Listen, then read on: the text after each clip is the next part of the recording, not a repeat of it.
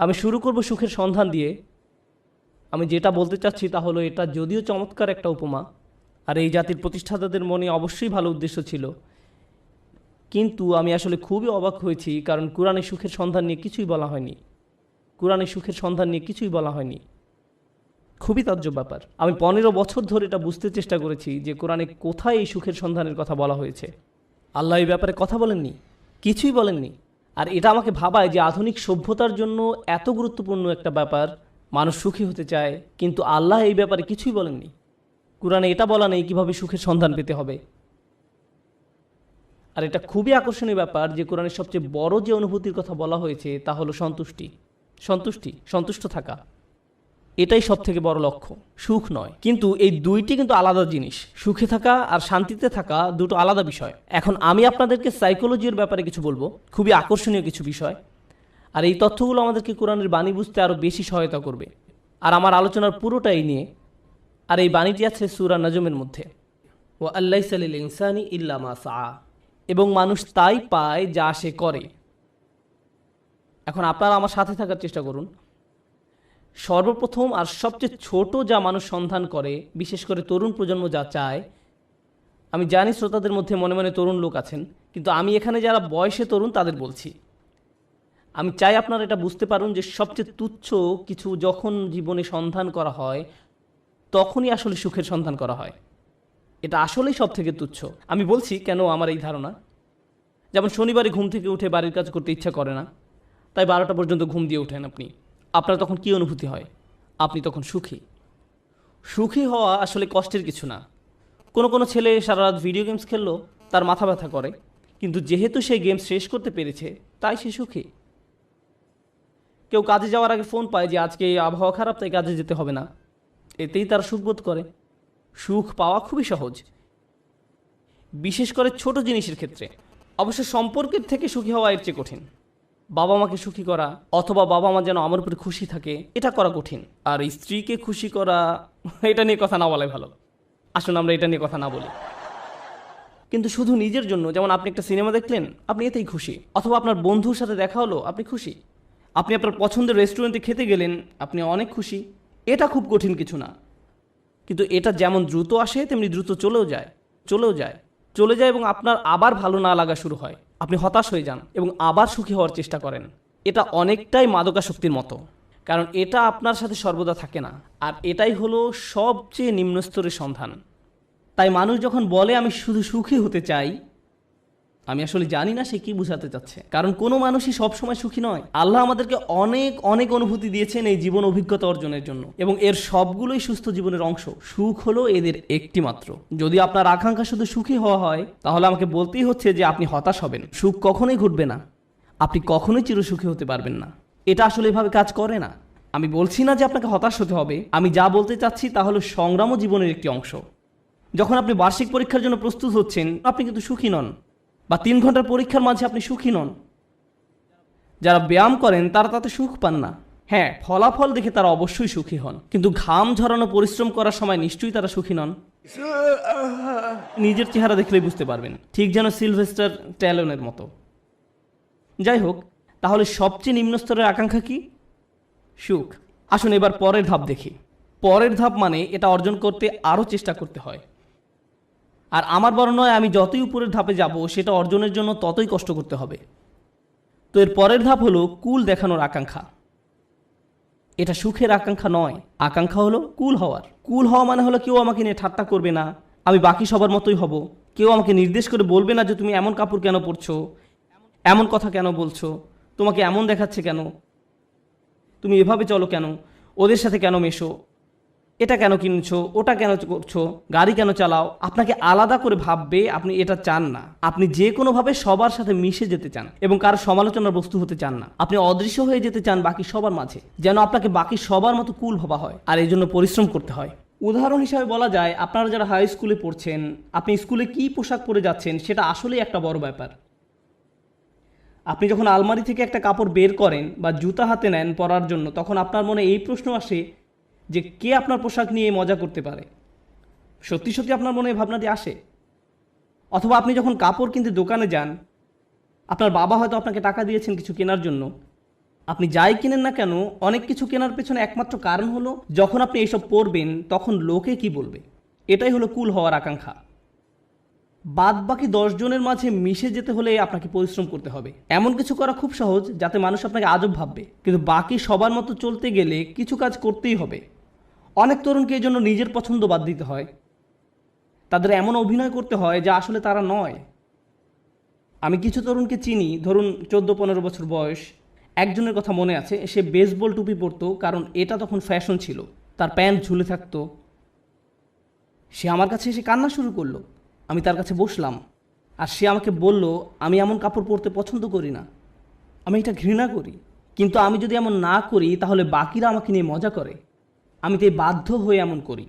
আমি গালি দিতে পছন্দ করি না, কিন্তু প্রায় গালি দেই যখন স্কুলে থাকি, কারণ আমাকে বাকিদের মতো হতে হবে। তাহলে সবচেয়ে তুচ্ছ আকাঙ্ক্ষা হলো সুখের আকাঙ্ক্ষা। এর পরের ধাপ হলো কুল হওয়ার আকাঙ্ক্ষা। এর পরের পর্যায়ে কি? জনপ্রিয় হওয়ার আকাঙ্ক্ষা। আমি সবার মাঝে মিশে যেতে চাই না, আমি সবচেয়ে জনপ্রিয় হতে চাই। আমি এমন হতে চাই যেন সবাই আমার বন্ধু হতে চায়, এমন হতে চাই যেন সবাই লাঞ্চের সময় আমার কথা শোনে। আমি এমন হতে চাই যেন কেউ আমাকে নিয়ে মজা করার আগেই যেন আমি তাদেরকে নিয়ে মজা করতে পারি। আর প্রায় সময় আপনারা দেখবেন যে স্কুলে যেসব বাচ্চারা জনপ্রিয়, তাদের জনপ্রিয়তার কারণ হলো তারা অন্যদেরকে নিয়ে মজা করে, আর সবাই তাদের ভয় পেয়ে তাদের কথা মতো চলে, যেন তারা কেউ পরবর্তী শিকারে পরিণত না হয়। যদিও আমি এখানে অল্প বয়স্কদের কথা বলছি, কিন্তু এমনটা প্রাপ্তবয়স্কদের ক্ষেত্রেও হয়, অবশ্যই হয়। আমাদের আঙ্কেল আন্টিদের ক্ষেত্রেও হয়ে থাকে, কোনো সন্দেহ নেই। জনপ্রিয়তার মানে হলো আমি চাই সবাই আমাকে নিয়ে কথা বলুক, আমি সবার মনোযোগের কেন্দ্রে থাকতে চাই, আমি চাই সবাই আমাকে নিয়ে মন্তব্য করুক। আমি কোনো ছবি পোস্ট করব, টুইট করব, ভিডিও বানাবো, যা কিছুই করি মানুষ যেন আমাকে নিয়ে কথা বলে। যখন আমাকে নিয়ে কথা বলা কমে যাবে তখন আমাকে নতুন কিছু আবার করতে হবে যেন মানুষ আমাকে নিয়ে মেতে থাকে। জনপ্রিয়তার আকাঙ্ক্ষা খুবই আজব একটি জিনিস, কারণ এর কারণে মানুষ নিজেই নিজের অপমান করে।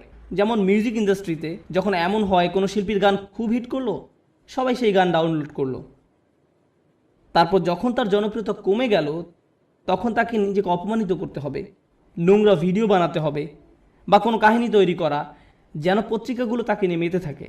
অন্তত সেখানে জনপ্রিয়তা থাকবে, কারণ তারা নিজের গুণের কারণে আর জনপ্রিয়তা পাচ্ছে না, তাদের পরের গানগুলো বা ভিডিওগুলো আগের মতো বিক্রি হচ্ছে না। এটাই হলো জনপ্রিয়তার আকাঙ্ক্ষা। জনপ্রিয় হওয়ার জন্য পরিশ্রম করতে হয়, টাকা পয়সা খরচ করতে হয়, সময় দিতে হয়, নিজের ভাবমূর্তির জন্য কাজ করতে হয়, আর ভাবমূর্তি রক্ষা করাই তখন সবচেয়ে গুরুত্বপূর্ণ হয়ে যায়। সমাজে অবস্থান ধরে রাখাই তখন মুখ্য হয়ে দাঁড়ায়। এটা হলো পরের পর্যায়, কিন্তু এর উপরে আরও ধাপ আছে। এরপর এর উপরে রয়েছে আর এক ধরনের প্রচেষ্টা, সেটা হলো সম্মানের পেছনে ছুটে চলা। কলেজের ছাত্রদের কাছে এটা বেশি গুরুত্বপূর্ণ প্রাথমিক বা হাই স্কুলের ছাত্রদের চেয়ে। এইমাত্র আমি কি বললাম? সবার নিচে সুখ, তারপরে কি? কুল, সামাজিকতা, তারপর জনপ্রিয়তা। সম্মান মানে হলো আপনি আপনার নিজের সাথে এমন কিছু যুক্ত করতে চান যেটা অনেক মূল্যবান। আপনি মানুষকে বলতে চান, জানো আমি হার্ভার্ডে গিয়েছিলাম। আপনি তাদের বলেন না যে আপনি সেখানে সাপ্তাহিক ছুটি কাটাতে গিয়েছিলেন, আপনার বন্ধুর সাথে দেখা করতে গিয়েছিলেন, কিন্তু আপনি আপনার নিজের নামের সাথে একই বাক্যে হার্ভার্ড শব্দটা ব্যবহার করতে ভালোবাসেন। সত্যি কথা হলো আপনি যদি হার্ভার্ডের নবীন ছাত্র হন, আপনি কি অর্জন করেছেন? কিছুই না। আপনি শুধু সেই ভার্সিটিতে পড়েন, কিন্তু আপনি নিজের নামের সাথে একটা সম্মানিত প্রতিষ্ঠানের নাম যোগ করতে পছন্দ করেন। নিজের নামের সাথে একটা মর্যাদাপূর্ণ ব্র্যান্ডের নাম যুক্ত করতে আপনার ভালো লাগে।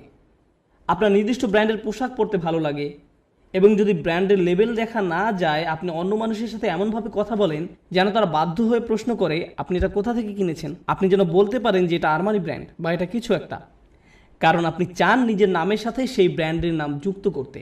নতুন কোনো ব্র্যান্ডের গাড়ি বাজারে আসলে কোন গাড়ি আপনি চালাচ্ছেন, কোন ধরনের পোশাক আপনি পরছেন, কোন ধরনের মানুষের সাথে আপনি মিশছেন। সেলফি এজন্য তোলে না যেন আপনি তাদের মনে রাখতে পারেন, আপনি এজন্য সেলফি তোলেন যেন ছবিটা পোস্ট করতে পারেন, যেন অন্য মানুষ আপনাকে বেশি গুরুত্বপূর্ণ ভাবে, কারণ আপনি সেই বিশেষ ব্যক্তির পাশে দাঁড়িয়ে আছেন। এটা সম্মানের একটা ব্যাপার হয়ে দাঁড়ায়। ছবি তোলা যদি শুধু আপনার জন্য হয় তো দারুণ ব্যাপার, কিন্তু এটা আসলে অন্য মানুষদের জানানো যে আপনি কতটা অসাম, অন্যদের সাথে মিলে কোনো কিছু অর্জন করতে পারার জন্য নয়। কিন্তু মুসলিম সমাজে অন্য এক ধরনের মর্যাদা আমাদের বাবা মারা অনেক সময় পান, আর তা হলো তারা তাদের সন্তানকে হাফেজ বানাতে চান। ও এবং ডাক্তার। আর যদি হয় হাফেজ ডাক্তার তাহলে তো কথাই নেই, তারা দিন ও দুনিয়া দুটোই পেয়ে গেছে। রব্বানা আতিনা ফিদ দুনিয়া হাসানা ও ফিল আখিরাতি হাসানা, কাজ এখানেই হয়ে গেছে। কিন্তু তারা মানুষকে বলতে পছন্দ করে যে জানো সে একজন হাফেজ। কিন্তু দুর্ভাগ্যবশত এর জন্য আপনি আপনার সন্তানকে কোরআনে হাফেজ বানাননি। কিন্তু এমনটাই ঘটে থাকে। আমরা এখন কোন পর্যায়ে আছি? সম্মান। এটা অনেক বড় ব্যাপার হবে যখন আপনি আপনার প্রথম চাকরিটা পাবেন, হয়তো মাইক্রোসফট বা অন্য কোথাও, কে জানে। ধরেন আপনি বড় কোথাও চাকরি পেলেন, হয়তো গুগলে, তারা আপনাকে আপনার ব্যাজ দিবে, যেটা আপনি মসজিদেও পড়ে আসেন। যেন কেউ প্রশ্ন করে যে তুমি কি অনেক বেশি গুগল ব্যবহার করো যে তারা তোমাকে একটা বিশেষ ব্যাজ দিয়েছে, আর আপনি তখন বলার সুযোগ পান না না আমার সেখানে চাকরি হয়েছে। আপনি মানুষকে জানাতে চান যে আপনি কি অর্জন করেছেন। তাফাখুরুম বাইনাকুম, কোরআনে এটাকে এভাবেই বলা হয়েছে, অন্যদের দেখানোর ইচ্ছা যে আপনার কি মর্যাদা আছে। যাই হোক, আমি আবার একদম নিচ থেকে শুরু করতে চাই। প্রথমে কি ছিল? সুখ। দ্বিতীয়, সামাজিকতা। কুল। তৃতীয়, জনপ্রিয়তা। চতুর্থ, সম্মান। তার উপরে টাকার পিছনে ছুটে চলা। কিছু মানুষ আছে যারা সুখকে পাত্তা দেয় না, তারা সামাজিকতার কথা ভাবে না, তারা জনপ্রিয়তা চায় না, এমনকি সম্মানও নয়। একটা জিনিসকে তারা গুরুত্ব দেয়, আর সেটা হলো টাকা। তারা জানে কিভাবে অনেক টাকা উপার্জন করতে হয়। এই মানুষগুলো ময়লা জামা, পুরনো ছেঁড়া জিন্স পরে থাকে, 88 মাজদা মিয়াটা গাড়ি চালায়, কিন্তু এই সব নিয়ে তাদের কোনো ভ্রুক্ষেপ নেই, কারণ তারা মাসে $10 মিলিয়ন উপার্জন করে। আমার এমন মানুষের সাথে দেখা হয়েছে যারা বছরে শত শত মিলিয়ন ডলার উপার্জন করে, এবং আপনি বুঝবেনই না সেটা, কারণ তার চুল উস্কো খুস্কো, তার মধ্যে এক অন্যরকম ভাব আছে যে সে ব্যস্ত, বা ব্যস্ততার জন্য নাও হতে পারে, কারণ সে এগুলো পাত্তাই দেয় না। সে শুধু জানে কিভাবে ব্যবসা করতে হয়। ব্যবসায় সে একটা বিস্ময়, আর সেটা নিয়েই সে শুধু চিন্তা করে। সে খালি এটাই চিন্তা করে যে বিক্রয় কিভাবে বাড়ানো যায়, কিভাবে ব্যবসার আরও সম্প্রসারণ হবে, কিভাবে আমি নতুন ওয়্যার হাউস খুলবো। সুবহানাল্লাহ, তারা অবিশ্বাস্য ধরনের মানুষ। যাই হোক, ময়ের উপরে উঠলে কি আরও কঠোর পরিশ্রম করতে হয়। সুখী হতে কোনো পরিশ্রম করতে হয় না, সবার মতো হতে কিছু পরিশ্রম করতে হয়, জনপ্রিয় হতে আরও কিছু কাজ করতে হয়, সম্মান বা সম্মানিত কিছুর সাথে জড়িত হওয়ার জন্য আরও শ্রম দিতে হয়, অনেক টাকা কামাতে হলে অনেক শ্রম দিতে হয়। এক অবিশ্বাস্য রকমের কর্মস্পৃহা লাগে, তারা কোনো বিরতি নেয় না। এর উপরে উঁচু স্তর আছে।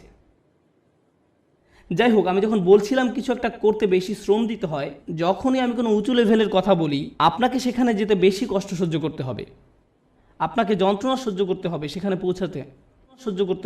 পৌঁছাতে। সুতরাং আমরা এখন টাকার উপরে লেভেলে আছি, আর টাকার উপরে সেই মানুষটা শুধু 1 নম্বর হতে চায়। তারা যে কোনো কাজে চরম উৎকর্ষতা অর্জন করতে চায়, তারা অন্যদের ছাড়িয়ে যেতে চায়। আমি শুধু আমার কোম্পানির প্রোগ্রামার হতে চাই না, আমি এই কোম্পানির শীর্ষস্থানীয় প্রোগ্রামার হতে চাই। আমি শুধু এই ক্লাসের ছাত্রই হতে চাই না, আমি 1 নম্বর হতে চাই। আমি শুধু এসএটি পরীক্ষায় বেশি নম্বর পেতে চাই না, আমি সর্বোচ্চ নম্বর পেতে চাই। আমি শুধু বাস্কেটবল খেলোয়াড় হতে চাই না, আমি এনবিএতে যেতে চাই, আর আমি এনবিপি হতে চাই। কখনোই খুশি হতে পারে না। তারা শুধু নিজেদেরকে আরো কঠোর পরিশ্রম প্রচেষ্টা চালাতেই থাকে, তারপরেও তারা নিজেদেরকে নিয়ে সন্তুষ্ট হতে পারে না। এই ধরনের মানুষরা তাদের কাজে চরম উৎকর্ষ অর্জন করতে সক্ষম হয়, সেটা পড়াশোনায় হোক, শরীরচর্চায় হোক, বা অ্যাথলেটিক হোক, তাদের কর্মক্ষেত্রে, তাদের গবেষণা যাই হোক না কেন, তারা তাদের শীর্ষস্থান অর্জন করা চাই। তাদের 1 নম্বর হতে হবে। নিজেদের নিয়ে কখনোই খুশি হতে পারে না। তারা নিজেদেরকে কার সাথে তুলনা করে এটা জানা খুব গুরুত্বপূর্ণ। নিজেকে তারা গতকালকের সাথে তুলনা করে। তারা আর কাউকেই পাত্তা দেয় না, কারো দিকে তাকায় না। তারা জানে তারা আরও ভালো করতে পারে, তাই তারা কখনোই সন্তুষ্ট হতে পারে না। তারা কখনো কাজ না করে বসে থাকে না। তারা সব সময় বলতে থাকে আমাকে আরও কাজ করতে হবে। অন্য সবাই হয়তো বলবে আপনি সত্যিই বিস্ময়কর, কি চমৎকার কাজ করেছেন আপনি, তো তাতে কি, আমি জানি এর চেয়েও ভালো করার ক্ষমতা আমার আছে। তাই তারা মানুষের প্রশংসা, সুনাম কিছুকেই গুরুত্ব দেয় না। যারা ভাবে যে তারা আসলে দারুণ কাজ করছে, কিছুকেই গুরুত্ব দেয় না। তারা চেষ্টা করেই যায়। আর এমন একটা উদাহরণ হলো মাইকেল ফেলপস, ঠিক কিনা? কত মানুষ তার প্রশংসা করেছে সব রেকর্ড ভেঙে ফেলার জন্য, কিন্তু আপনার কি ধারণা যে সে বসে ভাবছে আমি তো রেকর্ড ভেঙেছি, এখন আমার সম্মান আছে, তাই আমি এখন কিছুটা অবসর নিতে পারি? সে কি অর্জনের চেষ্টা করেছে? উৎকর্ষতা। তাই সে কখনোই সন্তুষ্ট হতে পারবে না। সে চেষ্টা করতেই থাকবে মেশিনের মতো, সামনে যেতেই থাকবে আরও দ্রুত গতিতে। এমন মানুষ দুনিয়াতে খুব কমই আছে, খুবই কম। অনেকেই এখানে বসে আছেন যারা স্কুলে পাশ করার গ্রেড পেলেই খুশি। তখনই তারা সুখের খোঁজে প্লে স্টেশন নিয়ে খেলতে বসে যায়। আবার এমনও মানুষ আছে যারা 99 পেলেও নিজের উপর অসন্তুষ্ট হয়, কিভাবে আমি এই ভুলটা করলাম। এমনটা সাধারণত ছেলেরা করে না, মেয়েরা করে। উৎকর্ষতা অর্জনের ব্যাপারে কথা বলতে বলতে আরও একটা কথা বলতে চাই, যে আমি জীবিকা অর্জনের জন্য কি করি। আমার সত্যিকার অর্থে কোনো চাকরি নেই, কিন্তু আমার ক্যারিয়ারের একটা অংশ হলো যে আমি কম বয়স্ক ছেলে মেয়েদেরকে আরবি শেখাই। এটা একটা বেশ ইন্টেন্সিভ প্রোগ্রাম। তাদের আরবি কিছুটা শেখাতে 9 মাস লেগে যায়। ক্লাসের অর্ধেক থাকে ছেলে আর অর্ধেক মেয়ে, 30 জন ছেলে 30 জন মেয়ে। মেয়েরা গত 5 বছর ধরেই পরীক্ষায় ছেলেদের চেয়ে অনেক ভালো নাম্বার পেয়েছে, খুবই ভালো করেছে তারা। কিন্তু ছেলেরা ক্রমাগতভাবেই খুশি। মেয়েরা সবসময় মন খারাপ করে থাকে, আমাকে বলে, উস্তাদ আমি জানি আমি 100 পেয়েছি, কিন্তু আমি নিশ্চিত নই যে আমি ঠিকমতো বুঝতে পেরেছি কিনা। এদিকে এক ছেলে 25 নম্বর পেয়েছে আর সে বলছে, ওকে ওকে আমি বুঝতে পেরেছি। আমি পুরোপুরি ভিন্ন প্রজাতির মানুষদের সাথে কাজ করছি, একই ক্লাসরুমের মধ্যে, তাদের পুরোপুরি ভিন্ন মন মানসিকতা। তাই আমার ছেলেদের বলতে হয় যে মন দাও, অপদার্থ কোথাকার, তুমি বোঝোনি, কিছু কাজ করো। আর এদিকে মেয়েদেরকে আমার বলতে হয়, ও শান্ত হও, তুমি ঠিকই বুঝতে পেরেছো।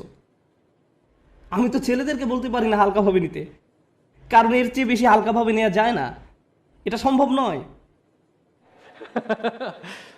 সুতরাং আমরা কোথায় পৌঁছেছি, কি নিয়ে কথা বলছিলাম? ও ঠিক আছে, আমাকে একটু সাহায্য করুন। একদম নিচ থেকে আবার শুরু করতে চাই। সুখ, সামাজিকতা, জনপ্রিয়তা,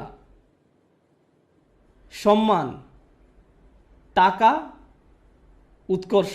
উৎকর্ষের উপর কি থাকতে পারে? উৎকর্ষের উপরেও একটা কিছু আছে, আর সেটা হলো প্রভাব। আমি কি পেলাম সেটা গুরুত্বপূর্ণ নয়। আমি গুরুত্ব দেই না যদি আমি অন্যদের চেয়ে বেশি টাকা উপার্জন করি। আমি পাত্তা দেই না যদিও আমি 1 নম্বর। আমার কাছে সেটা গুরুত্বপূর্ণ নয়। আমি অন্যদের জন্য কিছু করতে চাই, আমি একটা উত্তরাধিকার রেখে যেতে চাই। যখন আমি চলে যাব দুনিয়ার বুকে আমি আমার চিহ্ন রেখে যেতে চাই, যে আমি কিছু একটা করেছি যেটা এই জায়গাটাকে অন্যদের জন্য আরও ভালো জায়গায় পরিণত করেছে। আমি প্রভাব বিস্তারকারী ব্যক্তি হতে চাই, অন্য জিনিসের উপরে এবং অন্য মানুষের উপরে, আমার চারপাশের পরিবেশের উপরে। আমরা এখন অমুসলিমদের কথা বলছি, আমরা এখনো বিশ্বাসীদের কথা বলছি না। আমরা জানি এমন মানুষ আছে যারা MBA শেষ করেছে সবচেয়ে ভালো ভার্সিটি থেকে, যারা হয়তো লাখ টাকা স্যালারি পেতে পারতো ভার্সিটি থেকে বের হয়ে, তারা সেই বেতন ত্যাগ করে এমন প্রতিষ্ঠানে যোগ দিচ্ছে যারা সামাজিক দায়বদ্ধতার জন্য কাজ করে। তারা অনেক কম বেতন নিচ্ছে কারণ তারা টাকায় বিশ্বাস করে না, তারা অনেক বেশি প্রভাবের উপর বিশ্বাস করে। তাই তারা বরঞ্চ এমন প্রতিষ্ঠানের সাথে কাজ করছে যারা শিক্ষা পদ্ধতিকে পুনর্গঠন করতে সাহায্য করছে। বা কোনো ডাক্তার যে হয়তো অনেক টাকা উপার্জন করতে পারত, যে রেসিডেন্সি শেষ করে কাজে যোগদান করতে প্রস্তুত, সেই সময় সিদ্ধান্ত নিল যে সে 3 বছর ডক্টরস উইদাউট বর্ডার্স NGO-তে কাটাবে। আপনি এমনটা শুনেছেন কখনো? আপনার জীবনের ঝুঁকি থাকে এদের সাথে কাজ করতে। যুদ্ধ বিধ্বস্ত অঞ্চলেরা মানবিক কাজ করে। কিন্তু কেন এই ছেলেটা যাচ্ছে, কেন এই মেয়েটা যাচ্ছে? কারণ পয়সা আসা শুরু করলে আমি কোন ধরনের গাড়ি কিনবো সেটা নিয়ে দুশ্চিন্তা না করে সে বেশি চিন্তিত পৃথিবীতে সে কি প্রভাব রেখে যেতে পারবে সেটা নিয়ে। তারা সাহায্য করতে চায়, তারা ভালো কিছু করতে চায়। আর এই ধরনের নিঃস্বার্থপরতা খুব কম মানুষেরই থাকে। এই মইয়ের যত উপরে আমরা যাই ততই কম মানুষ আপনি পাবেন। আর তারা বিস্ময়কর মানুষ। তারাই হচ্ছেন সেই মানুষ যারা দুনিয়ায় পরিবর্তন এনেছে। চিন্তা করুন, নেলসন ম্যান্ডেলা বা তার মতো কেউ, এমন মানুষ যাদের জেলে যেতে হয়েছে কারণ তারা কোনো কিছুতে বিশ্বাস করতেন, কারণ তারা প্রভাবে বিশ্বাস করতেন, তারা নিজের চেয়েও বেশি কিছু করতে চান, তারা বৃহৎ স্বার্থে নিজেদের বলি দিয়েছেন, তারা নিজেদের কথা চিন্তাই করেননি, তারা কোনো এক উদ্দেশ্যের দাস।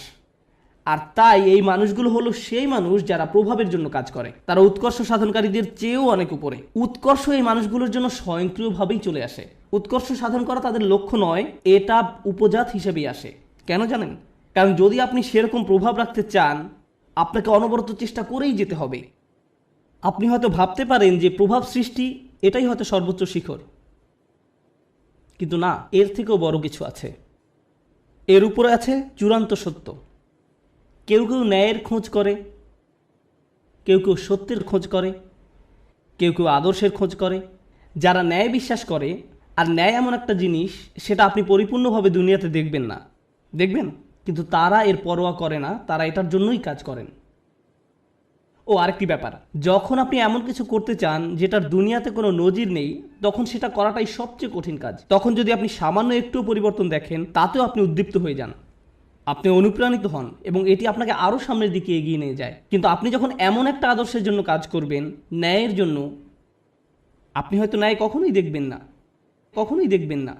এই লোকেরা কেমন করে নিজেদেরকে অনুপ্রেরণা দিবে যখন তারা এমন কিছুর জন্য কাজ করে যেটা দেখা যাচ্ছে না? এরাই হচ্ছে সবচেয়ে অসাধারণ, সবচেয়ে সহনশীল ব্যক্তি।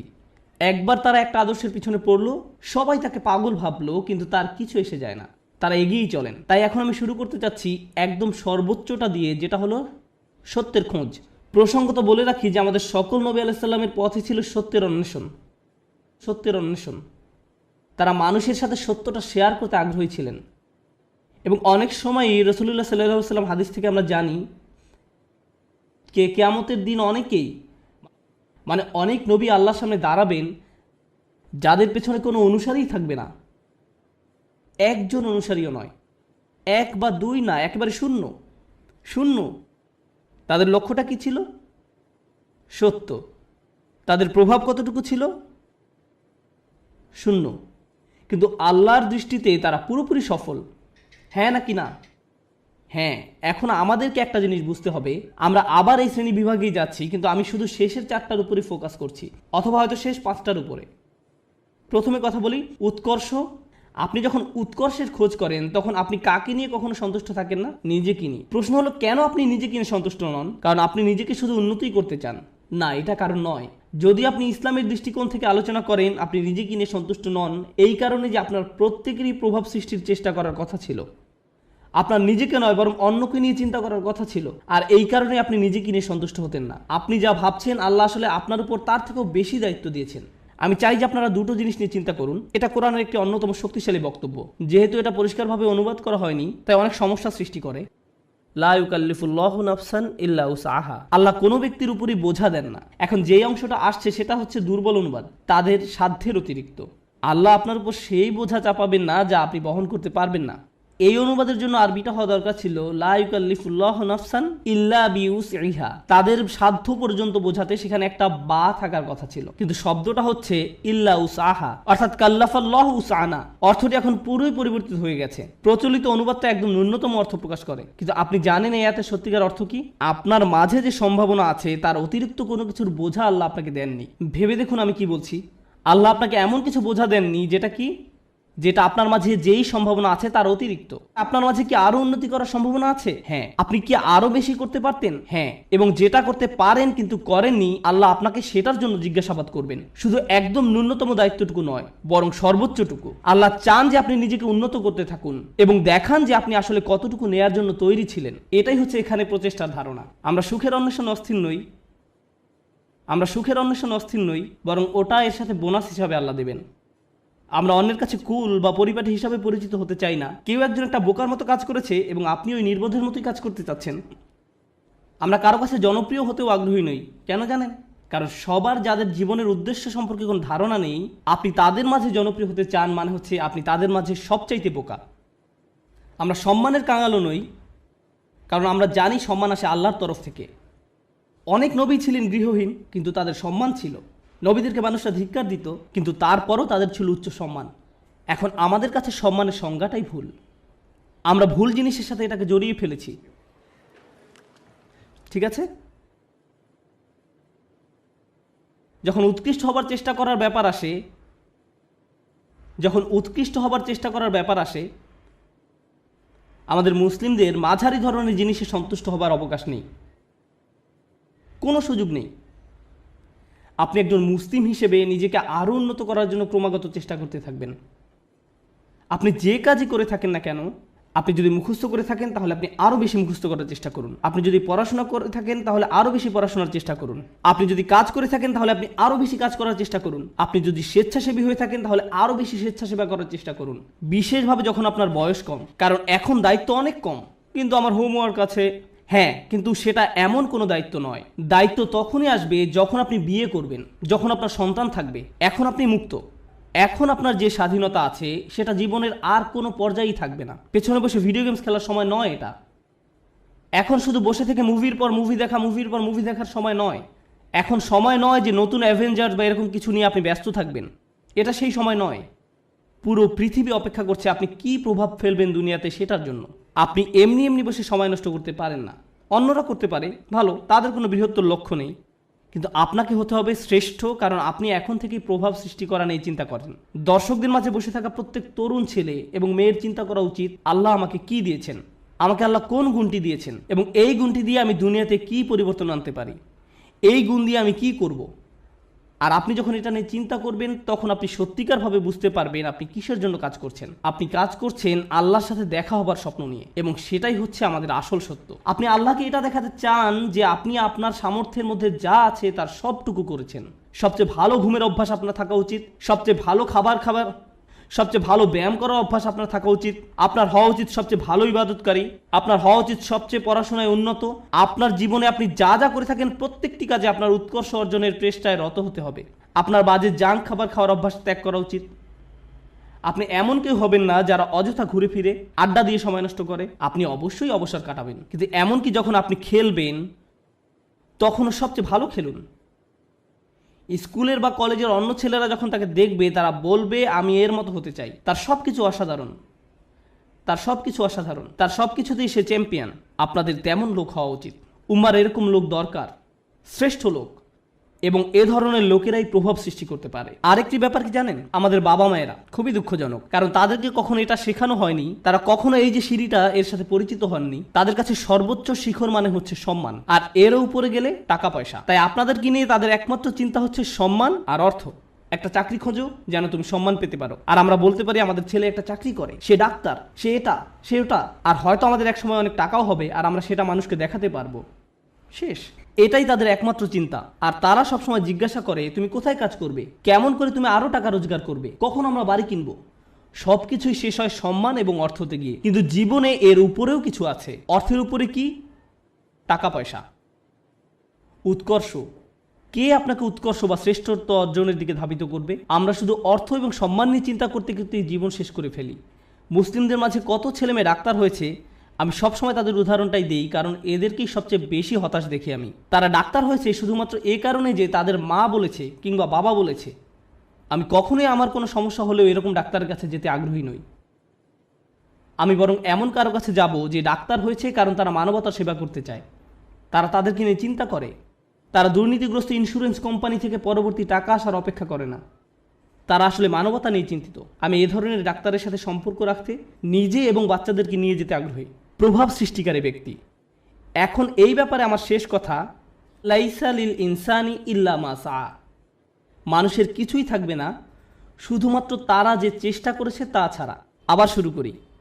সুখের সন্ধান, কুল, সামাজিক বা পরিবারটি হওয়ার বাসনা, জনপ্রিয় হবার আকাঙ্ক্ষা, সম্মান পাবার আকাঙ্ক্ষা, অর্থপ্রাপ্তির আকাঙ্ক্ষা, উৎকর্ষ লাভের আকাঙ্ক্ষা, প্রভাব সৃষ্টিকারী হবার ইচ্ছা এবং সত্য পাবার প্রচেষ্টা। জানেন আল্লাহর কাছে সবচেয়ে মূল্যবান কোনটি? এই সব কিছুর মাঝে আল্লাহর কাছে সবচেয়ে প্রিয় হচ্ছে আপনার প্রচেষ্টা। অর্থ নয়, প্রভাব না, শ্রেষ্ঠত্ব না, এই সব কিছুই আসবে, কিন্তু আল্লাহ আপনার কাছ থেকে যেটা দেখতে চান সেটা হচ্ছে প্রচেষ্টা। আমি আপনাদের বলেছি নবী আলাইহিস সালামদের কথা, যারা শেষ বিচারের দিন আল্লাহর সামনে দাঁড়াবেন কতজন উম্মত নিয়ে?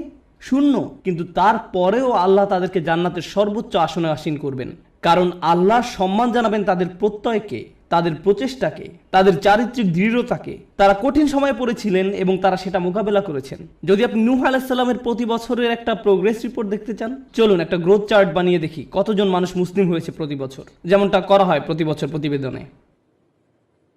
কতজন মানুষ মুসলিম হয়েছে প্রতি বছর? 950 বছর। চার্ট নিশ্চয়ই ঊর্ধ্বমুখী ছিল না, বরং সেটা ছিল অপরিবর্তনশীল, এমনকি কখনো কখনো হয়তো নিম্নমুখীও ছিল। কেউ হয়তো ইসলামের খুব কাছাকাছি এসেছে, আবার দূরে সরে গেছে। এর মানে কোনো প্রভাব তৈরিই হয়নি। আমরা নূহ আলাইহিস সালামের কোন জিনিসটাতে এত সম্মান করি? ক্রমাগত প্রচেষ্টা। আমাদেরকে হতে হবে ক্রমাগত প্রচেষ্টারত এবং প্রত্যয়ী মানুষ। আল্লাহর সামনে দাঁড়ানোর মতো কিছুই থাকবে না যদি আমাদের এই প্রচেষ্টাটুকু না থাকে। তরুণরা দয়া করে মনোযোগ দিয়ে শুনেন আমি কি বলছি।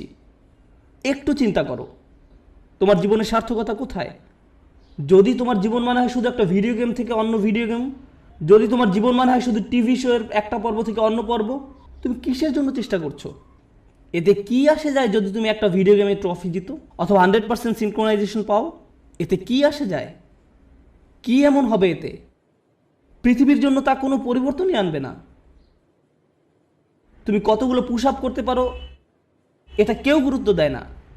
তোমাকে এর চেয়ে বেশি কিছু চিন্তা করতে হবে, এর চেয়ে বড় উচ্চ মর্যাদাশীল কিছু চিন্তা করতে হবে। এবং যখন তুমি সেটা করা শুরু করবে, আল্লাহ তোমাকে সুখ দিবেন। যখন তুমি সত্যিকার অর্থেই চেষ্টা করবে, জীবনটা তখন অর্থবহ হবে। আর জীবনটা যখন অর্থবহ হবে, সুখ এবং আনন্দ এনে দেবে। যখন তোমার জীবনে কোনো প্রচেষ্টা থাকবে না, তখন জীবনের কোনো অর্থ তুমি খুঁজে পাবে না। তুমি তখন কোনো কিছুতেই কোনো সুখ বা আনন্দ খুঁজে পাবে না। তুমি যতই গান শোনো, তুমি যতই ঘুরতে বেড়াতে যাও, যতই পার্টি করো, তোমার জীবনে কখনোই সুখের দেখা পাবে না। তোমার সব সময় বিরক্ত লাগবে, নিজের কাছে নিজেকে ভালো লাগবে না।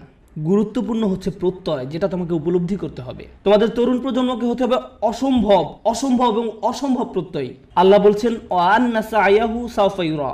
আমার খুবই পছন্দের একটি আয়াত, এবং আমি এই আয়াতটি দিয়েই শেষ করতে চাই। এবং তার প্রচেষ্টা বা প্রত্যয় খুব শীঘ্রই দেখা যাবে। তার চেষ্টা খুব শীঘ্রই কি দেখা যাবে। এ প্রসঙ্গে আমি বলতে চাই, তুমি যখন কাউকে তোমার রিজিউম দেখাও, আমি অমুক স্কুল থেকে গ্র্যাজুয়েট হয়েছি, আমি অমুক অমুক জায়গায় কাজ করেছি, অমুক অমুক প্রজেক্টে কাজ করেছি, তখন তুমি তোমার রিজিউমে লেখো তোমার রেজাল্ট নাকি তোমার প্রচেষ্টা? তুমি তোমার প্রচেষ্টার কথা লিখো না, তুমি লিখো তোমার রেজাল্টের কথা। তুমি লেখো না যে তুমি আসলেই অনেক কঠোর পরিশ্রম করেছো ফাইনাল সেমিস্টারে এবং পরীক্ষাটা দিতে গিয়ে অর্ধমিত হয়ে গিয়েছিলে। এগুলো তুমি তোমার সিভিতে লেখো না। তুমি লেখো তুমি অমুক অমুক প্রজেক্টে কাজ করেছো, কিন্তু এটা লেখো না যে তোমাকে অনেক অনেক কষ্ট করতে হয়েছে, তাই নয় কি? শুধু তাই নয়, কিছু কিছু সময় তুমি অনেক অনেক চেষ্টা করো কিন্তু তুমি পাস করতে পারো না। অথবা এরকম যে তুমি অসম্ভব রকমের চেষ্টা করেছো একটা প্রজেক্টের জন্য, কিন্তু সেটা সফলভাবে শেষ করতে পারোনি। অথবা তুমি তোমার আশানুরূপ গ্রেড পাওনি, যেটা তোমার পাওয়া উচিত ছিল। আমরা মানুষেরা মানুষকে কিসের ভিত্তিতে বিচার করি? আমরা মানুষকে বিচার করি রেজাল্ট দিয়ে।